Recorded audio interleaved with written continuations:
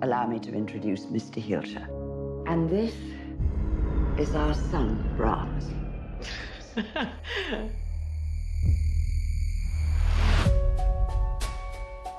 Music gives him so much joy. Brahms is not like other children. It is very important that you follow these rules. Be good to him and he'll be good to you. And with the boy, I went through an experience of being pretty isolated and alone and sort of questioning your own sanity on a lot of roads. So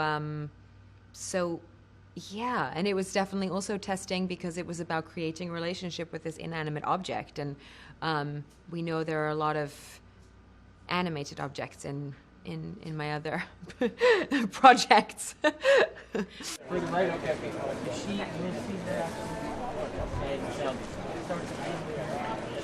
Okay, you ready?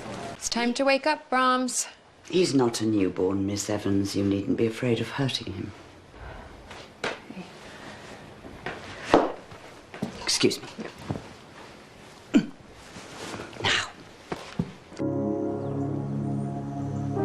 We've had a number of potential nannies come through already. Do you think you can manage? Of course. You know, you enter, and I think the experience that she's supposed to have is just this intimidation of this new experience and this very sort of austere character that's hanging over her and watching her. And that's ultimately what sort of happens throughout the film, is that she is being observed and you don't know who by yet. And to me, the house itself had that feeling. You know, I felt like I was looking over my shoulder, and I felt sort of breathing around. It's a drafty old house. Go!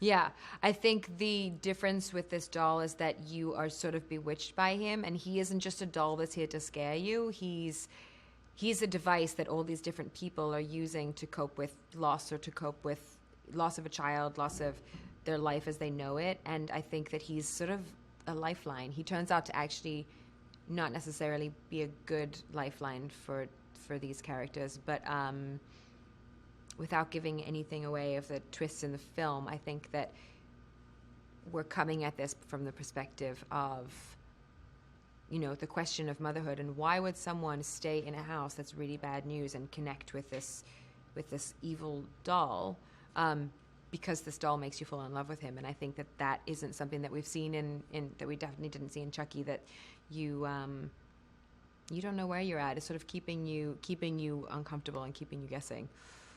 You wouldn't hurt me, would you, Brahms? It's not safe in this house.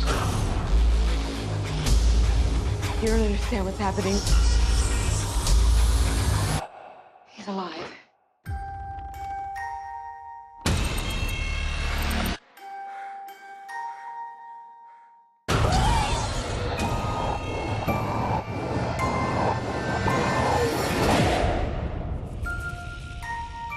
You will be good to him, won't you?